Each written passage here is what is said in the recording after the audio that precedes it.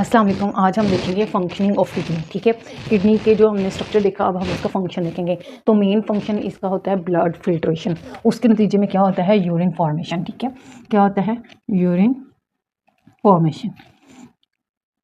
तो यूरिन से जो है ब्लड सारा फिल्टर आउट हो जाता है। उसमें जितने भी toxic creatinine, urea, uric acid होते हैं वो वाटर के साथ ऐड होकर बॉडी से बाहर रिमूव किए जाते हैं। तो बेसिकली ये होम्योस्टेसिस की एक कंडीशन है जिसमें जो किडनी है मेन ऑर्गन है एक्सक्रीशन में, और वाटर को भी बैलेंस रखता है, साल्ट्स को भी बैलेंस रखता है। इसके अलावा यूरिया और क्रिएटिनाइन जैसे टॉक्सिक जो होते हैं उनको बॉडी से बाहर एक्सपेल आउट करता है।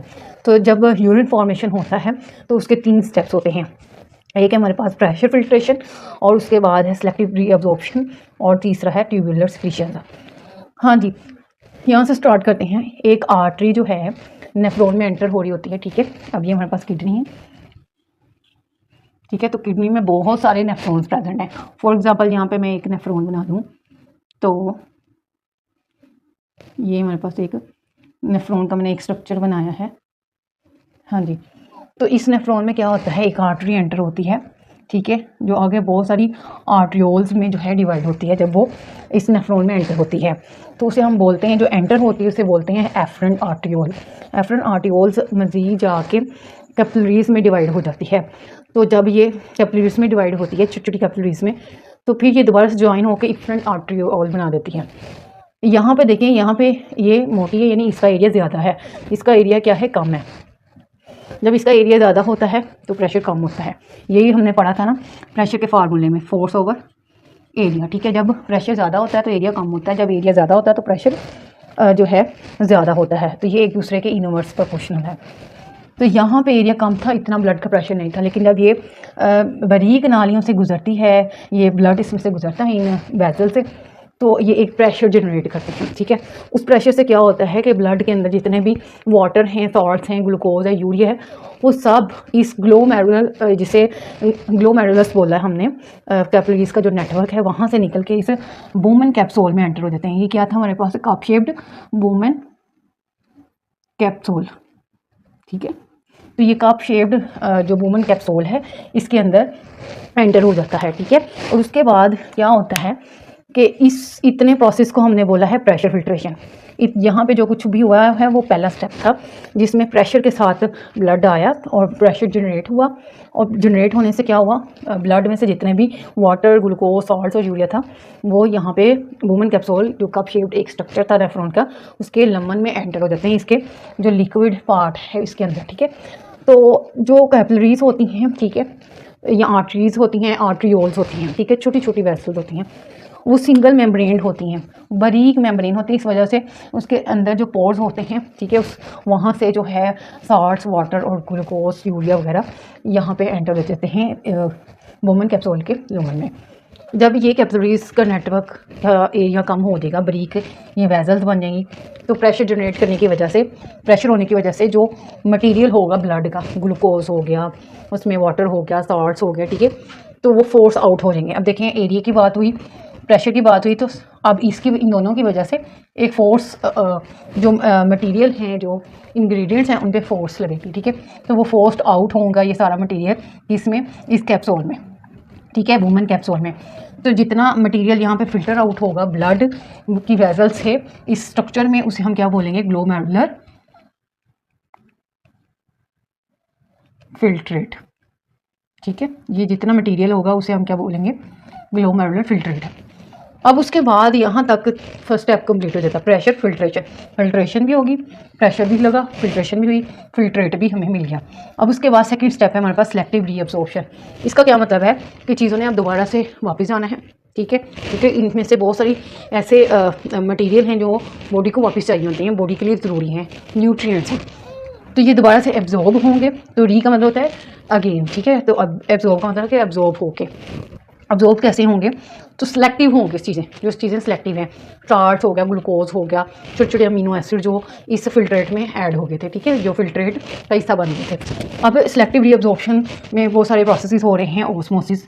ठीक है, तो वाटर फ्लो करता है ऑस्मोसिस की वजह से। एक्टिव ट्रांसपोर्ट से मटेरियल्स को ट्रांसपोर्ट किया जाता है, salts, ions, calcium, sodium, potassium. ठीक है, तो ये एक्टिव ट्रांसपोर्ट को यूज़ करेंगे। इसके अलावा डिफ्यूजन से भी कुछ मटेरियल जो हैं वो क्या होंगे, जो इस रीनल ट्यूब्यूल में आ गए हैं दोबारा से इसके ऊपर। अब ये ऐसे नहीं है नेफ्रॉन का स्ट्रक्चर, नेफ्रॉन पे बहुत सारी कैपिलरीज का नेटवर्क है, ठीक है। इसके ऊपर बहुत सारे ब्लड वेसल हैं। अब उन ब्लड वेसल में दोबारा से ये ज़रूरी सेलेक्टिव चीज़ें जो हैं एब्जॉर्ब होंगी। अब देखें ज़रा, सबसे पहले आता है रीनल ट्यूब्यूल में अब सेलेक्टिव रीअब्जॉर्प्शन होनी है। यहाँ तक ग्लोमेरुलस और जो वुमेन कैंसोल का काम था, स्ट्रक्चर का काम था, कौन सा, प्रेशर फिल्ट्रेशन। अब जो काम होगा वो सेकंड स्टेप है सेलेक्टिव रीअब्जॉर्प्शन। ये सारा रीनल ट्यूब्यूल में होगा। किस में होगा? रीनल ट्यूब्यूल में। तो रीनल ट्यूब्यूल में हमने सबसे पहले पढ़ा था प्रॉक्सिमल कॉन्वोल्यूटेड ट्यूब्यूल, ठीक है। यहाँ तक क्या है? Proximal convoluted tubule. इसमें क्या होता है कि कुछ वाटर और बहुत सारे ग्लूकोज के जो मॉलिक्यूल्स हैं वो इसमें जो है रीएब्जॉर्ब करवाए जाते हैं। हाँ जी, 90% ऑफ फिल्ट्रेट जो है वो इसी स्ट्रक्चर में जो है रीएब्जॉर्ब करवाया जाएगा। कहाँ? कैपिलरीज में, दोबारा से ब्लड वेसल्स में वो आएगा। अच्छा, यहाँ पे जो साल्ट्स होते हैं वो एक्टिव ट्रांसपोर्ट के थ्रू क्या करते हैं? रीअब्जॉर्ब होते हैं। जबकि कुछ वाटर जो है ऑस्मोसिस के जरिए, ऑस्मोसिस का मतलब है वो यहाँ से निकल जाएगा, जो इसके पास ब्लड वेसल्स है वो इनको अब्जॉर्ब कर लेगी। इसी तरह साल्ट्स यहाँ से निकलेंगे, ठीक है, एक्टिव ट्रांसपोर्ट के जरिए। इसके साथ साथ जो ब्लड वेसल्स की मेम्ब्रेन्स अटैच होंगी वो पंप के थ्रू उन साल्ट्स को जो है एब्जॉर्ब कर लेंगी। यानी यहाँ पे साल्ट है हमारे पास सोडियम पे पॉजिटिव चार्ज है, तो यहाँ पे इसके साथ जो ब्लड वेसल है जो ये इसको एब्जॉर्ब करेगी, तो उसके लिए क्या होगा? दूसरी तरफ नेगेटिव में कोई होना चाहिए, नेगेटिव आइंस में, ताकि ये सोडियम वहाँ पे चला जाए। इस तरह से साल्ट्स को क्या करवाया जाता है? एक्टिव ट्रांसपोर्ट के जरिए ब्लड वेसल्स में रीअब्जॉर्ब करवाया जाता है। उसके लिए जो ATP है वो यूज़ होती है, ठीक है, ATP यूज़ होती है। उसके बाद यहाँ तक प्रॉक्सिमल कन्वोल्यूटेड ट्यूब्यूल का काम था। उसके बाद आ जाती है हमारे पास ये लूप ऑफ फेनेल। इसमें एक डिसेंडिंग है जो नीचे की तरफ आ रही है और एक असेंडिंग लिम्फ है जो ऊपर की तरफ जा रही है। असेंडिंग होती है जितना भी वाटर है इसको अब्जॉर्ब करवाएगी। यहाँ से वाटर के मॉलिक्यूल्स निकलते जाएंगे और पास जितनी भी इसके ऊपर कैपिलरीज होंगी वो इनको रीअब्जॉर्ब कर लेंगी बाय द डिफ्यूजन या ऑस्मोसिस के थ्रू।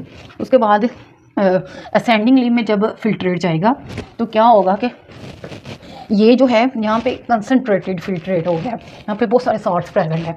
अब ये साल्ट जो हैं वो ब्लड वेसल्स में मूव आउट करेंगे, वहाँ पे जाएंगे।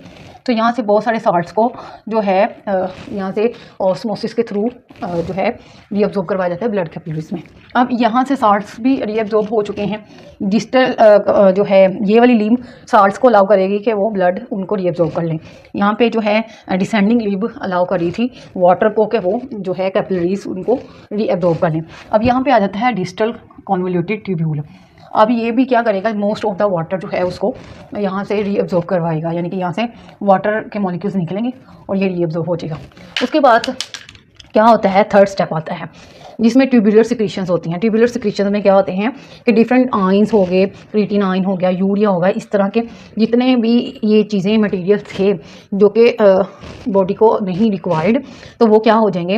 वो ब्लड में प्रेजेंट थे, उन्हें ब्लड ही लेके आया था बॉडी के मेटाबॉलिक वेस्ट के तौर पे उनको लेके आया, ठीक है। तो वो यहाँ से निकलेंगे, ब्लड से क्रिएट करेंगे और फिल्ट्रेट में ऐड हो जाएंगे। यहाँ पे जो ब्लड वेसल्स होंगी वो क्या करेंगी कि जितना भी यूरिया और क्रिएटिन आइन इस तरह के जो आइन हैं वो ब्लड वेसल्स उनको फिल्ट्रेट में ऐड कर देंगी, ठीक है। यहाँ पे भी फिल्ट्रेट आ रहा है, को फिल्ट्रेट में ऐड कर देंगी। इस तरह से क्या होगा कि जो यूरिन फॉर्मेशन होगी, तो वो जो यूरिन होगा उसकी फॉर्मेशन से जो ब्लड की जो है पीएच उसको मेंटेन किया जाता है, क्योंकि जब तक यूरिया क्रिएटिन नहीं पीएच जो है हाई हो लो जो है कम या ज़्यादा हो सकती है। इस 7.3 से कम या इससे भी ज़्यादा हो सकती है।